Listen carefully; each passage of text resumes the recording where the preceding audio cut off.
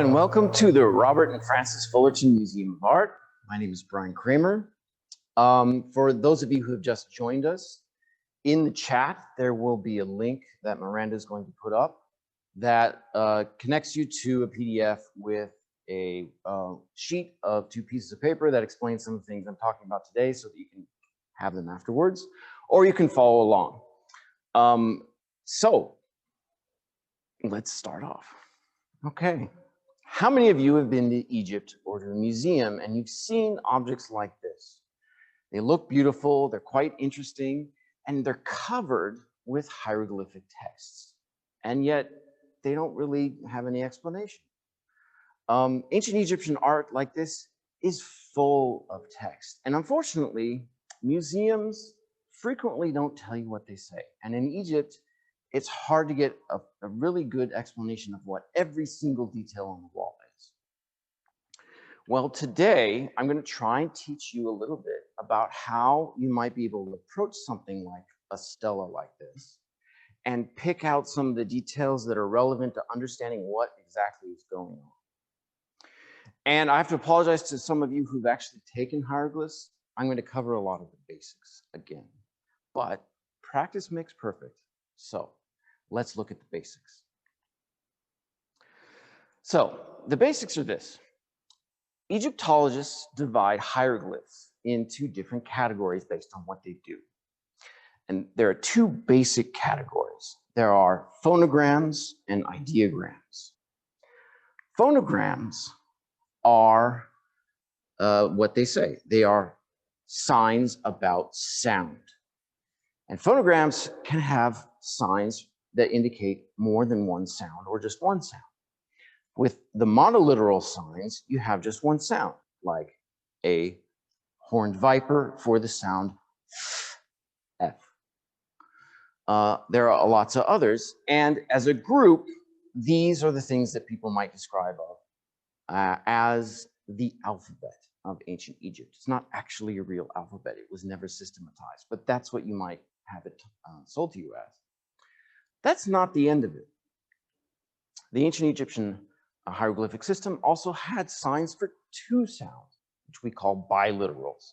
For example, the face has 2 sounds associated with it that are stuck together, the hard H sound and probably the R sound, more likely a trilled R.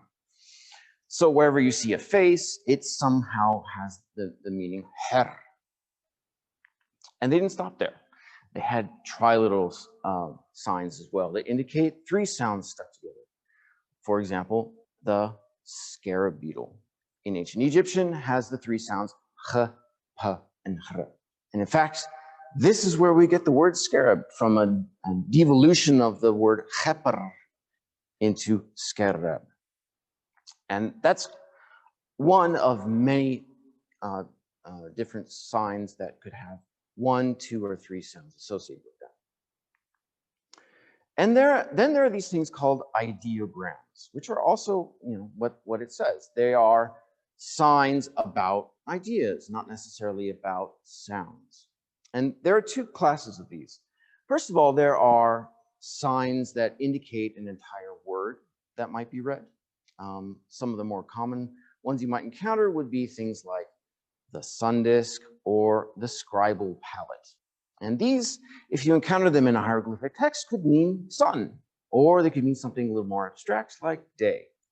And scribal palette could mean a scribal palette or writing or something to do with writing. And then there's a final category called determinatives. And these don't have a meaning that corresponds to a particular word. They're signs that are thrown into the hieroglyphic language to give sense to what you're seeing. And they're used at the ends of words to fix confusion that may happen, especially when you're looking at things that are written the same from one word to the next. For example, this is a word. This half of a rectangle is the ancient Egyptian word per, or per. And it can mean 2 different things. It can mean per as house, which is actually what a picture it is, or it can be per in peri, meaning to exit. Not necessarily exiting from a house, but you can exit from anything. The way that you address the confusion that may exist in seeing this word is if you draw it with the legs, it means the exiting and not the house. So that's determinative. So these are the names that Egyptologists have given to the various kinds of signs that you find in the hieroglyphic system. And really, it's based on how they're working, and it has a lot to do with what the language of ancient Egypt was like and how it's representing spoken language. But you can actually approach hieroglyphs in a little bit of a different way, and that is looking at it as picture writing. And you can do that by going a little bit back to basics and trying to understand it as a symbolic system. So if you take the father of semiotics, Charles Peirce's categories of signs, and apply them to hieroglyphs, it does some interesting things. So just to review what Charles Peirce said about signs, he categorized signs into 3 different types. There are indexes or indices. They are literally what you see is what you get. It's a picture of what it's trying to show you. There are icons, and that is a little abstracted idea. For example, a finger pointing a certain direction would be an icon because it's not necessarily an image of a finger. It's trying to imply the direction of the finger. They are an abstracted level away from index. And then there is symbols. Symbols are highly arbitrary, such as a stop sign. A stop sign has nothing about it that implicitly implies stop. It's conventionally understood to mean that. Those are symbols. The ancient Egyptian hieroglyphs did the same thing. And interestingly, they do it with the same signs. So just looking at this hieroglyph, you can see how these kinds of categories are being used. So this is the hieroglyph of the face. As I said, it has the 2 sounds associated with it, the h and r, her, and that is actually the ancient Egyptian word for face. So unsurprisingly, this is the Egyptian word for face as it's written. And that is an example of an index. What you see is what you get. It's a face, it indicates a face. But her can also be used to write the word her, which is a different word. It is the word on. It's a preposition. And so it's basically the same signs. There's a little bit of a difference there, but it has an entirely different meaning, and the use is different. It's more of an icon because the face is not necessarily a representation of on. It could, however, be interpreted to be the part that is on your body. Or it could be just an indication of the word that sounds like face. So it's an icon or a symbol. Going a little bit further, you can see how her is used in other cases where this is also happening. So this is another preposition. It is heritep. It means upon or on the top of. And this is an interesting preposition. I love this preposition because it literally involves putting a head on a head. And that's what you're seeing in the word heritep. So it's got the same iconography. It's a head being upon something. And it's also 2 different words that are captured from the spoken language of Egyptian. And the signs may be used because they sound similar, not necessarily because they are the head. You can go even further with her. With heri, you have an image of the farthest above that you can imagine. In this word, the little rectangle with the beveled edges is a direct image of the Egyptian concept of the sky, specifically the roof of the sky. And so heri, represented here, is an icon of things being above, but also an image of that part that is most above. And it's also using the word her from face to communicate the Egyptian linguistic word heri, above. And then you can go all the way with her and many other Egyptian hieroglyphs, and it's just being used to represent the sound values. So in this word, saheri, there's not necessarily anything having to do with heads when you are putting people to flight. You can imagine that there could be, for example, this word may mean putting people into headlong flight, but it's not implicit. And it can boggle the mind whether this is at all related. And the Egyptians, even in stages of their language, started to make puns like this because they saw head and thought, maybe there's something to do with the head there. So those are the kinds of categories that Paris was describing as used in ancient Egyptian hieroglyphs. So noticing that ancient Egyptian is a pictorial system and understanding how these signs are used leads to the question of, do you really need to know ancient Egyptian, the language, to be able to read ancient Egyptian hieroglyphs? Yes, you do. I'm not going to pull punches here. You do need to know ancient Egyptian to understand the full range of what people are saying. But just turning to these kinds of signs, the signs that use the index values and iconographic values, you can actually get a lot out of ancient Egyptian, even if you don't know ancient Egyptian language. Okay, so that's what we're going to try and do today. I'm going to undertake a little bit of an experiment to try and teach you how to read an ancient Egyptian language without teaching you ancient Egyptian. So let's see if it works. Okay, the candidate for this experiment I'm going to work on is this kind of text. And this is the kind of, and the reason I'm doing this is because it's highly standard and it occurs a lot of places. And I also think that you may get something out of learning this kind of text, because you can go into any museum in the world, you can visit almost any archaeological site in Egypt and see that kind of text. It is so commonly used. This is what's called the royal offering text. It has this form. It always starts with this group of signs, and you'll be able to recognize it after today for sure. Okay. And to kind of put a context to this experiment, I want to build us a memory palace. And it's a way of learning things as if you were walking through a space inhabited by symbols and actions. And I've chosen for our memory palace for today the tomb of Meroruka at Saqqara. If you haven't been to Egypt and seen this tomb, if you get a chance, do. It's an amazing, beautiful tomb. It has this very distinctive false door with a statue emerging from it. And interestingly, mapping the offering formula onto the tomb of Meroruka actually fits very well. The imagery seems to follow a progression of entering a tomb. And that's not really that surprising, because the tomb was all about creating a place for the things that the offering formula is talking about. So I'm just going to go boldly into explaining every single sign in that group. And I think you'll be able to remember every one of them by the end. Okay. The offering formula always starts with this group of signs. We have a plant. We have a rectangle with a little bud thing on top. We have a half circle, and we have this thing that looks like a teepee. I'm going to explain what every one of these are. So the first sign you need to know in this group is this set, this thing that to me looks like an opium pipe, but is it's actually a rectangle. It's a mat with a little dish with a piece of bread in the dish.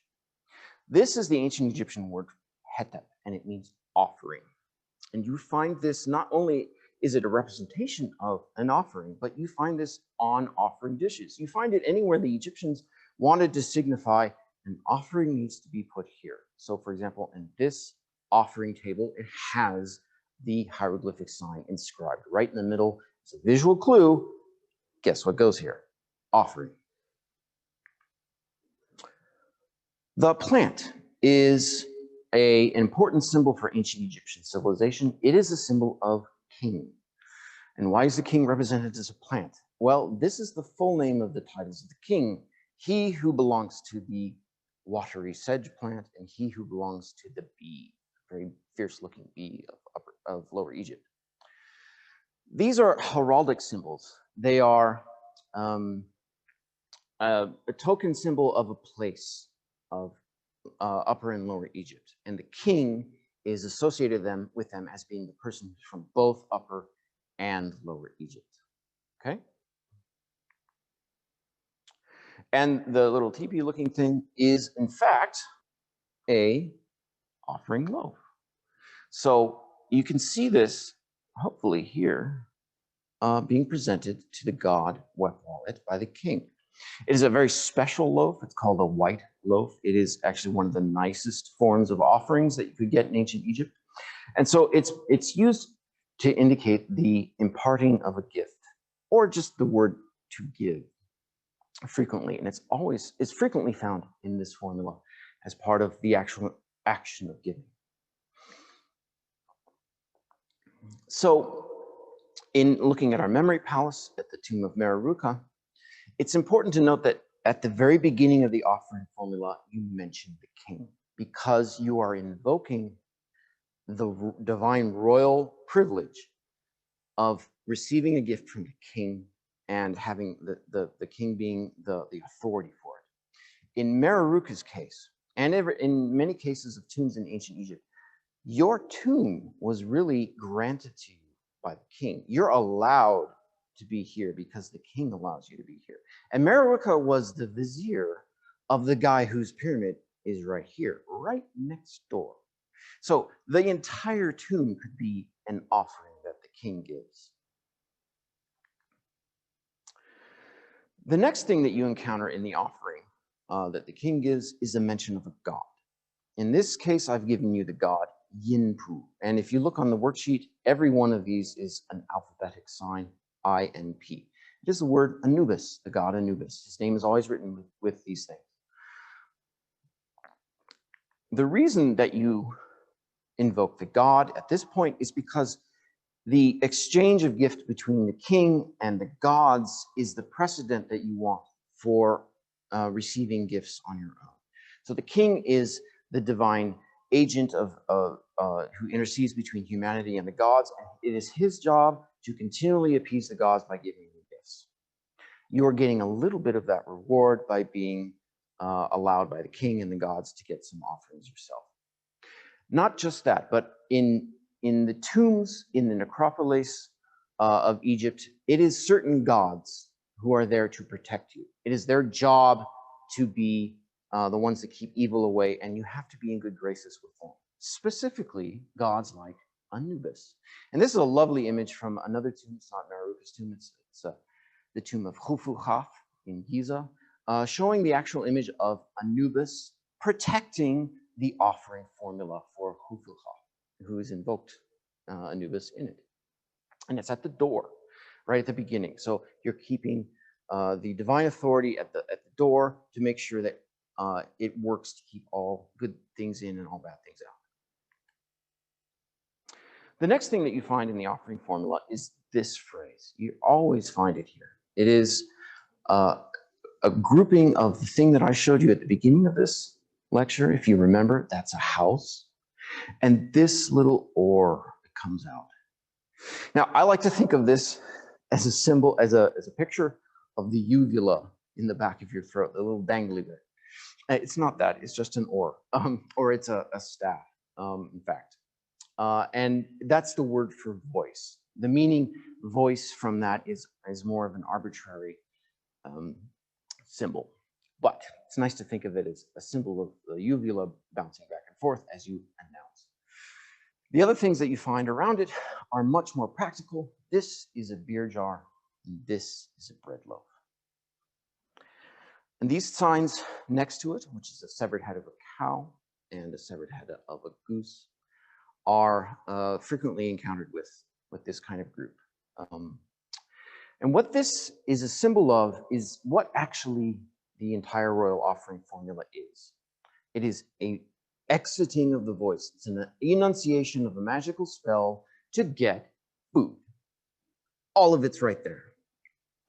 And in RAFFMA, we actually have an image from a tomb of the performance of this kind of ritual. This gesture of announcing was the act that the lector priests would do in announcing the offering formula. What they wanted you to do when you visited tombs was say this. By saying it, you made it magical and happy. And this then fits that area of the tomb of Mereruka where you have images of lector priests carrying scrolls that have magical spells on them, coming to the tomb to say the magical spells to empower the spirit of the deceased and to give him offerings. This is the public part of the tomb where people would actually be expected to visit. And interestingly, in ancient Egypt, we have texts in these parts of the tomb where they talk to the visitor. And if you could read hieroglyphs, it would be talking at you. And it would say, hey, you visiting my tomb, lector priests, people going around the necropolis, please say this formula, and it would be good for you. So this is actually the act that it's anticipating in the offering formula. So I pointed out that this is a severed head of a cow and a severed head of a goose. These are kind of a token version of all of the offerings that a deceased person's spirit may ever want. And these lists can go on for a very long time. This is the abbreviation.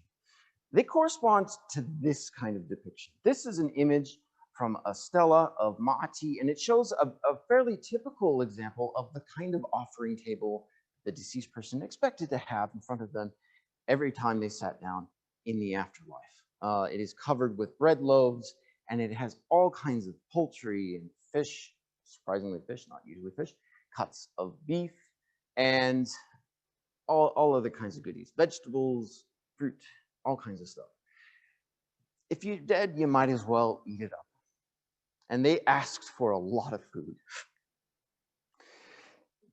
This kind of concludes that list of goodies. It's found frequently in offering formulae, and it is a way of summarizing anything I haven't said up until now. Well, that too. This literally translates as everything good and pure that God lives on. So I'm going to show you each one of these so you remember them distinctly. So everything. Unfortunately, everything is one of those symbolic terms in ancient Egyptian, but this gives you a very good sense of what they're asking for. The word for every in ancient Egyptian is written with a basket, and thing is usually written with a group of things that look like a ball of yarn and a little tea set or something. And they're usually put right on top of the basket. So you get this sense that everything in the basket, everything. It's not actually what they're getting at, but that's a way to think about it. Now, this one here is the word for good. And I think it's a perfect symbol for good. It is the severed stomach, or the severed heart in the esophagus of a cow. Now, who doesn't think that's good and beautiful, especially if you love tripe? No, the ancient Egyptians used this as an arbitrary way of implying good or beautiful. It's one of those things where the word for whatever this contraption of guts is sounded like the word for good. Well, they use the word for good and beautiful in places where it would make sense. For example, this woman's name is Nefret. Now, I'm sure her parents didn't name her a pile of guts. They named her good and beautiful. And it's one of the most beautiful statues from ancient Egypt. And if you've ever heard of Nefertiti, or if you've ever heard of Nefertari, the Nefer in their names is the good and beautiful. They are the beautiful people. And the last term here, wabet, is a foot with a little vase spilling water on it. Now that can actually be a depiction of a person spilling water over it. And that's the ancient Egyptian image of pure. It's actually one of these icons. It's showing the act of purification or baptism. We see it in many other places in ancient Egypt. And this is what is called the baptismal scene. You find it associated with temples. The kings are frequently baptized in entering temples to purify them so that they can enter the presence of God without any dirt or smudge or moral impurity. And the way they baptized them was they just threw water on top of the king with these special vases. Wab means pure. And the last part of that phrase has two symbols in it that I'm going to explain because you'll see them many other places. I'm sure you've encountered the first of them. If you like ancient Egypt, it's probably one that you know. The Ankh, right? What does the Ankh mean? It means life. It comes from the word for living. We actually don't know what the symbol is. It may have something to do with the intrinsic nature of life, but we just don't know what it is. That symbol somehow means life. And this symbol somehow means God. Some images that we have of Necher, God, are very detailed, and they show lots of wrappings around some kind of stick or rod. And so we think that maybe this was a primitive version of like a god. It could have been a symbol of a god. Maybe it's a flag indicating the presence of a god. It's unusual, and we don't really know what it means. But this is how they wrote the word God, Necher. And yim is a preposition. I'm not going to explain it because even if you didn't know what it meant, it wasn't intrinsic to understanding what a god lives on means.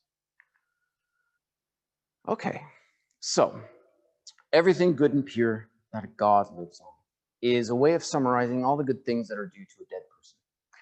And those are depicted in the tomb of Meroruka in the next stage.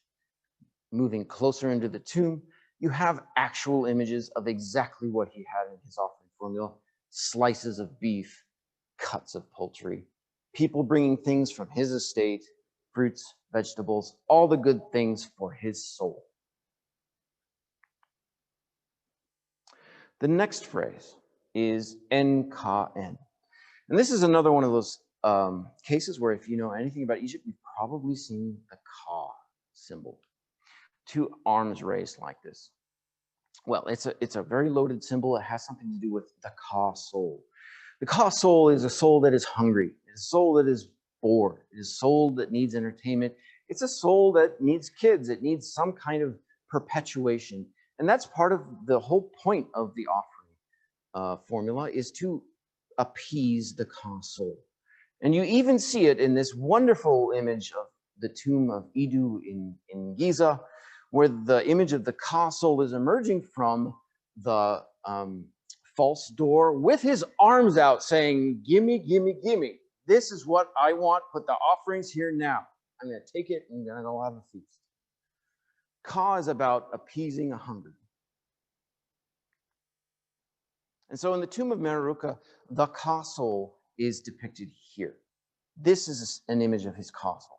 Every statue like this is a Ka soul emerging to take what is due to him, his offerings that the priests have been giving him every day in great amounts. And they would have once been set here on the offering table that's now unfortunately been hacked away, but it would have been there, and this would have been the entire focus of the tomb and of the busy crowds of priests and servants bringing stuff in every day, ideally, for his Ka to enjoy. And so the last bit to note about the offering formula is the actual name of the person. It's important to put the name of a person on anything magical in ancient Egypt because it needs to be there to attribute it to that person. But they didn't just put the name. They also put two titles, one of two titles for that person. The person could be known as Yemach or Ma'acheru. And that's actually spelled wrong. It should be a H underline.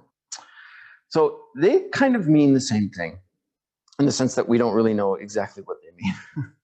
But they have something to do with the deceased person being honored as someone who has made it, someone who has died, and in the progress of transitioning to the afterlife, been successful at that.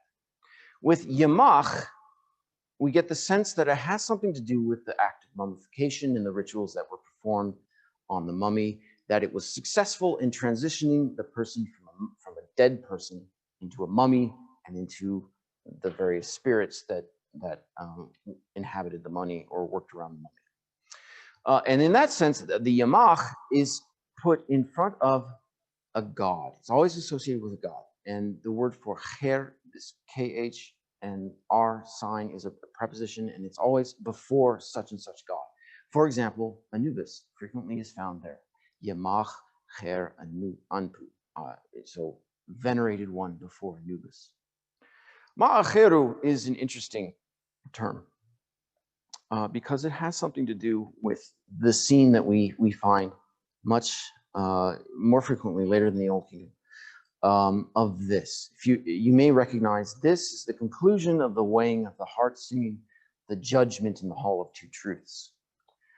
In the Book of the Dead and on other places, the person's soul is judged. They actually undergo a trial in which they swear oaths that they have not performed morally impure acts. And if they are found to be speaking truthfully by the weighing of their heart against the feather of truth, then they are allowed to be presented to Osiris, who then allows him or her to enter his kingdom. The phrase "true" of voice, ma'a cheru, has something to do with this. You may recognize cheru as the uvula-like staff that indicates voice. This is the word for ma'a. It's a little chisel, and you find it below the feet of Osiris a lot, because he is associated with Ma'at, the goddess of truth. So where does this occur in the tomb of Meroruca? Well, it has to do with the burial. It's the world of the spirit. These are honorific ways of referring finally to the deceased person as an honored deceased person. It's the burial in the proper mummification rites and their spirit having gone to the afterlife. And in Meroruca's tomb, his burial was right in the middle. Okay, so to summarize in this memory palace, how to understand the transition of the offering formula, we have at the front of the tomb the reference to the gods and the king, that is the offering that the king has given, and Anubis. In the first corridor of the tomb, we have the actual invocation of the voice offering, an exiting of the voice, bread, beer, beef, poultry. Then we have the summation of all the offerings that should be brought from the funerary estate, everything good and pure. And then we have the destination of it for the Ka of Meroruca. And then we have the naming of the person and giving them the honored status of being a successful deceased person, the Yamach or the Ma'acher in their buried state. So how does this work on a stela or in other places from ancient Egypt where it occurs? It occurs in that same order. It's a very standardized phrase. You can pick it out by the occurrence of these glyphs together, the king glyph, the Hetep sign glyph, and the Tipi giving glyph. Every time you see that, it's beginning a royal offering formula. Now, if you remember, king, gods, where's the god? They are named immediately after that. In this stela from the British Museum, Stela of Ki, the god is not Anubis, it is another god. It's Osiris, Lord of Osiris, great god, Lord of Bios. And I'm just gonna talk you through, how that one works, because it's very common, and we'll see it from here on out. So Osiris is named here. Actually, it says Osiris Lord.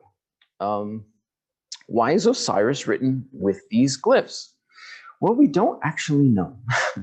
We don't actually know how his name was written or was pronounced in ancient Egyptian. There are lots of theories about it, but it seems to be written with these glyphs frequently. So I imagine one way to think about it is that Osiris is king, and a king sits on a throne, and as a deceased king, he's frequently depicted on a throne. Osiris is written with an I, and the restoration of sight is a important element of being a fully functioning mummy, which he was the first example of. Okay, yeah, we had a little technical glitch there, but we're back. So, right, now this phrase, first of all, I'm not getting a transition. Okay, restoration of sight, which you can see in several coffins and other places of the actual eyes of the deceased person inscribed in a way that they are supposed to be able to see through them. Okay, so the next thing to notice is this title, Lord of Jedu. The word Lord is written with a basket, a lot like the word for everything. You can just imagine that everything belongs to the Lord. But it's an arbitrary word again. Jedu is not, however, an arbitrary word. Jedu is a very important city in the north of Egypt. It is the city of Osiris. And it is connected to the myth of Osiris, and specifically this image of his spinal cord, or part of his neck, one of the two.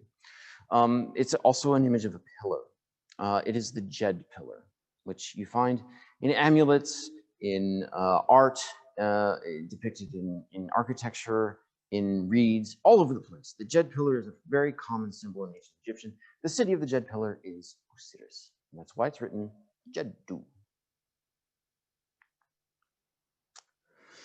Osiris is called the great god. We've seen the image of what a god is in ancient Egypt. It is a wrapped something, stick maybe, with kind of a wispy fabricy thing, maybe a flagpole. And this is an image of approximately what this hieroglyph represents. It's a column.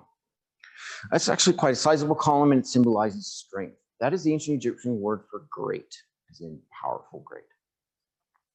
So the great god, a great god is a way of referring to Osiris and some other gods as having a special status. The basket again, everything belongs to the Lord. And he is Lord of Abydos. Now, Abydos is a place that's near and dear to my heart. It is a place that is symbolized with this kind of contraption of objects. It is actually what's called the Abydos standard, the Abydos pillar, or the Abydos fetish.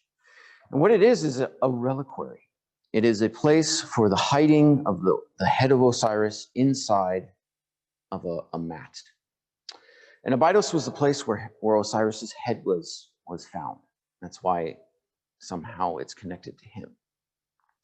And they always frequently, or they almost always represent it as the kind of the pole of this reliquary planted in this thing down here, which is the ancient Egyptian word for mountain, Ju. So Abju, Abydos. Okay. So we've explained the offering formula, invocating Osiris, Lord of Osiris, the great god, the Lord of Abydos.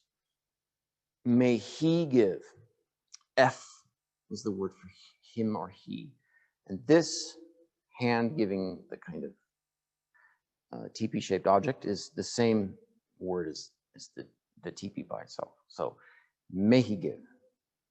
And then you recognize this, which we saw very beginning with Mereruka's tomb, is the exiting of the voice, the offering formula of bread, beer, beef, and poultry. And I'll explain what these are in a second. And then another phrase you've seen, everything inside of the basket. Good, the entrails of a cow, of course it's good. Pure, the casting of water. That lives, the Ankh sign, the image of a god as a stick wrapped up, from. So everything good and pure from which a god lives. You've seen that before. For the Ka of the Yemach, the venerated one, and then the guy's name, he. And his name is written very nicely with just alphabetic signs. His name is Ki. This is a symbol here, right after beef and poultry, of types of clothing. This kind of tied up bag is nice clothing. It's linen. And this kind of strut object is everyday clothing. It's actually an image of things that you would hang clothes from, like a wash line that you would let things dry on. So those are linen and everyday clothes.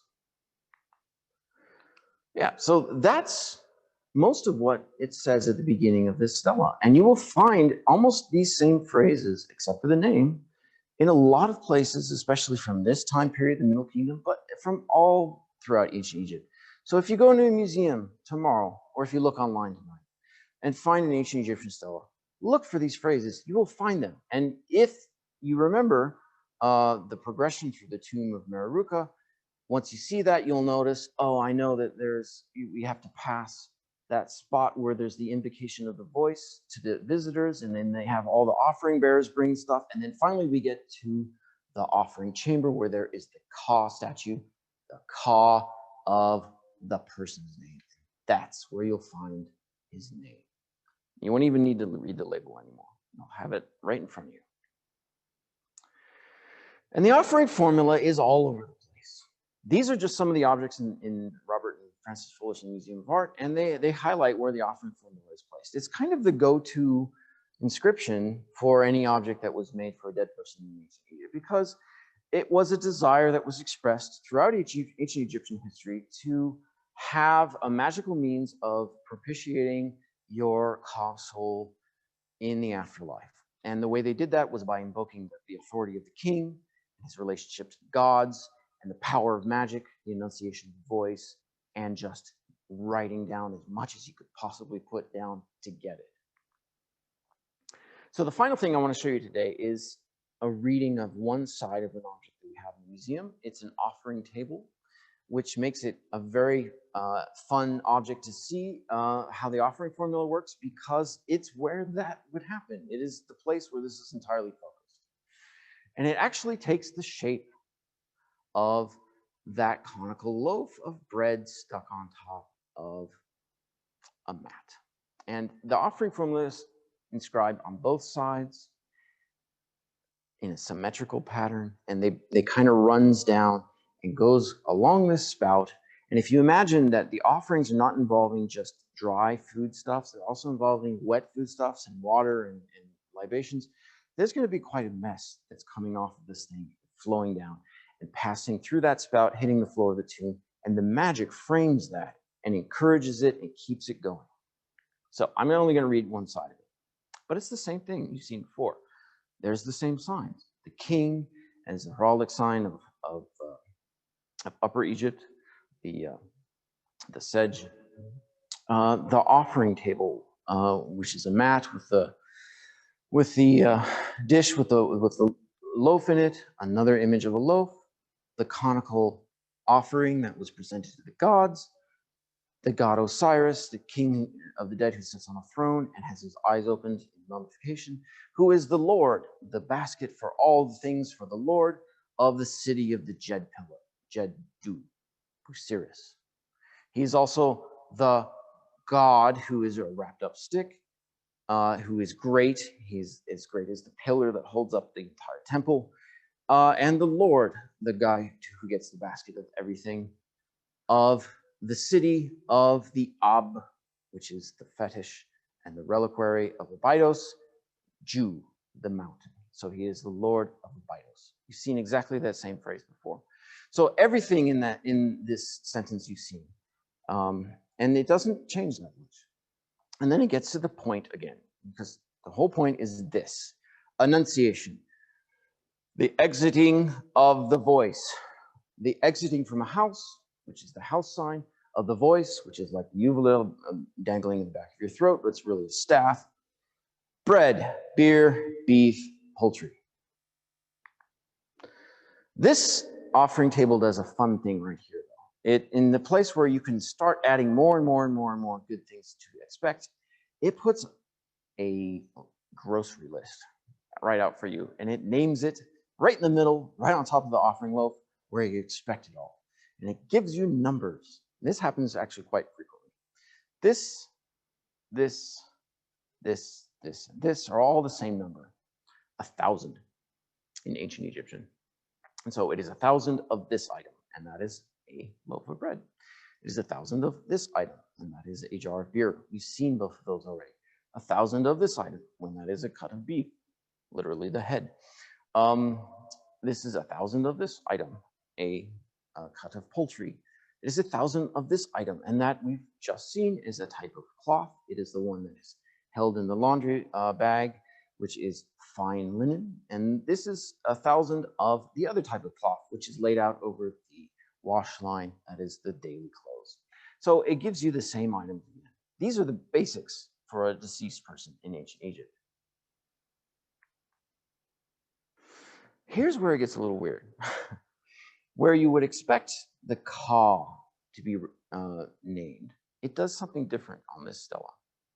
It just says, for her, referring to the dead person, so that her house is beautiful and her is beautiful for her funerary endowment.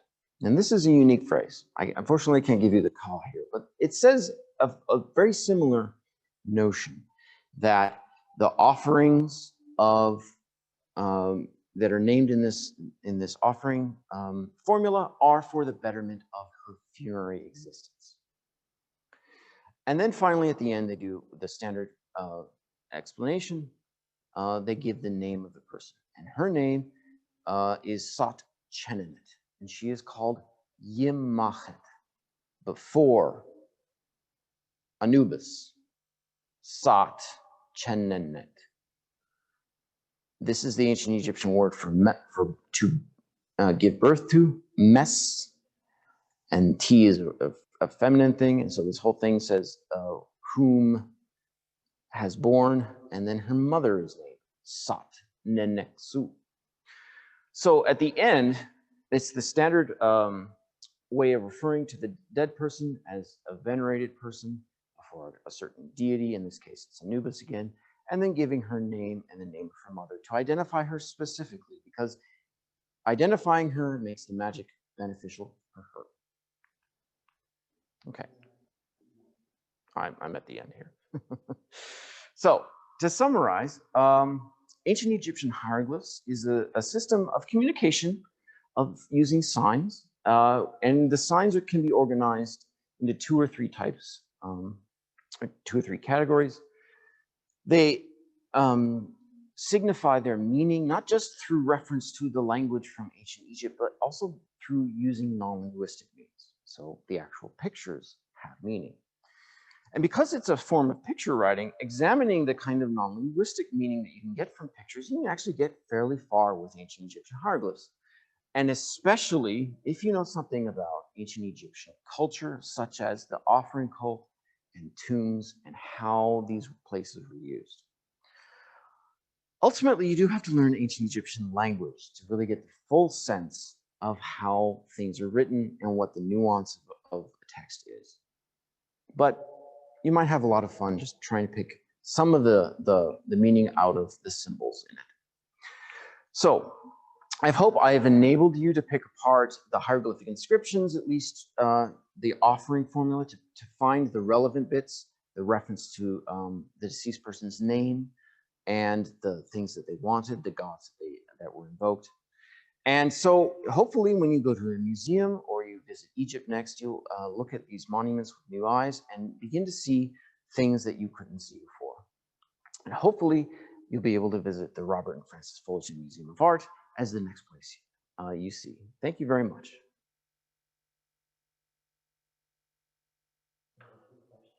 Oh yeah, I'll take questions. I thought someone would prompt me that. So I will be happy to take questions, and I will not be able to read them, so you're definitely going to have to read them to me. So I'll read them out if we do. We ask that if you do have a question, if you can please just type it in the chat, and then I will read it out and Bryan can answer it.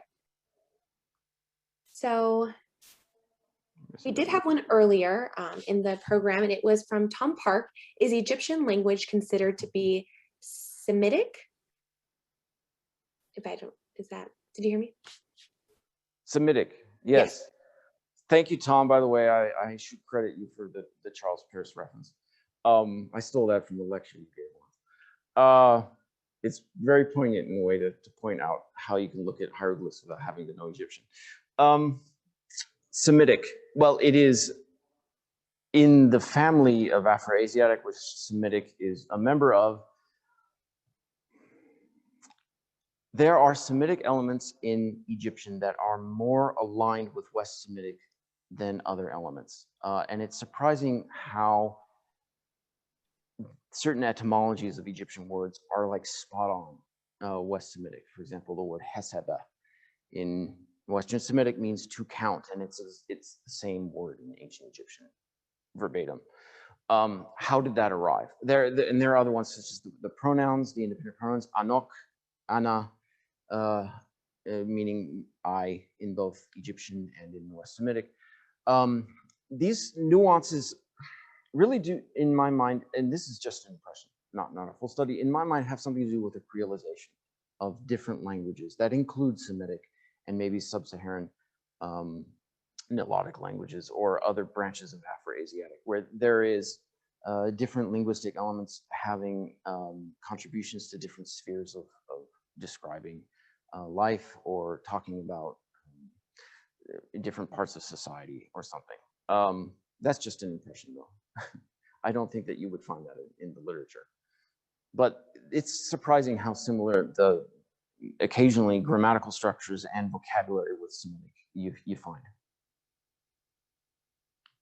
Okay, and then we have another question from Will. How much did ancient Egyptian change over the several thousand-year history? Did dialects change a lot? Yeah, so what I've given you today is a good run-through of early Egyptian. So we have changed our vocabulary in Egyptology over the last few years for the various dialects. There used to be Old Egyptian and Middle Egyptian, and there's more of an inclination to call those kind of the same language with different variations, early Egyptian. So those were prevalent in the Archaic period, so 3000 BC, through the Middle Kingdom, so roughly 1700 BC.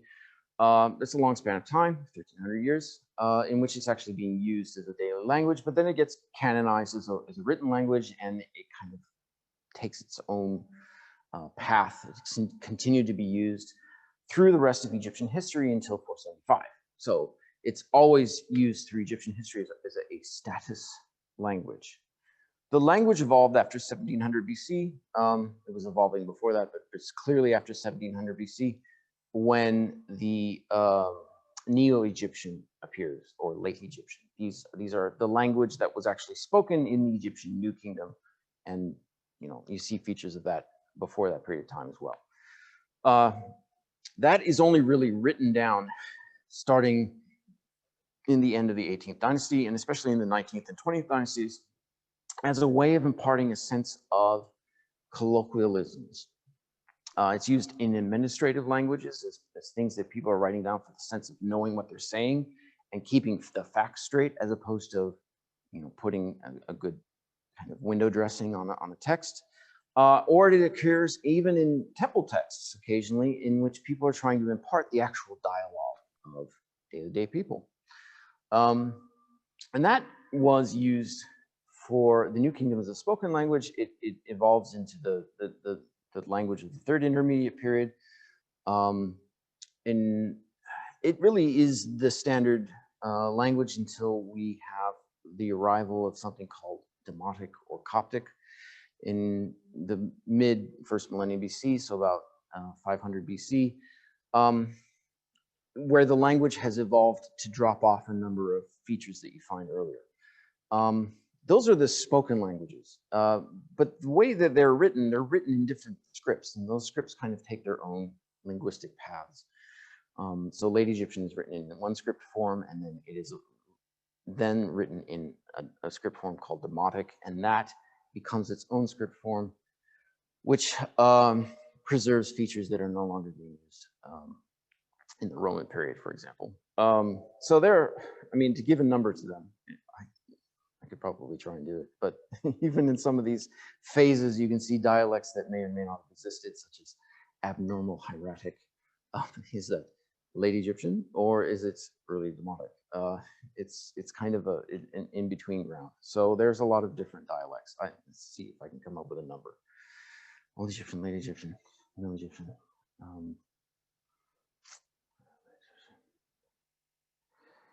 I guess you could say Demotic. and then Coptic, and then maybe abnormal hieratic. And that's not counting dialects of Coptic, so at least 6.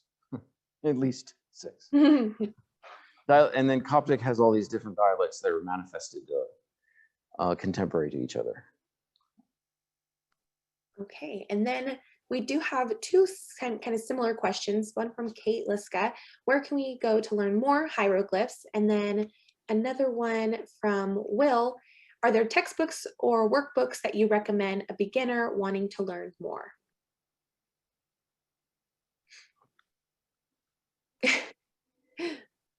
Yeah, that puts me on the spot. I happen to think that Jim Allen's books on ancient Egyptian hieroglyphs are a great way to learn, but I'm not allowed to say that. But I do think they're a good place to start.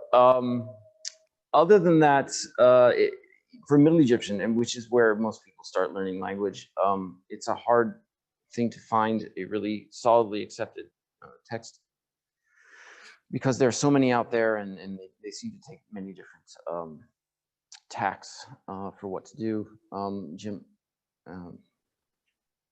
James Hoke's text, which is hard to obtain, is still accepted by a lot of places, but it's very hard to use.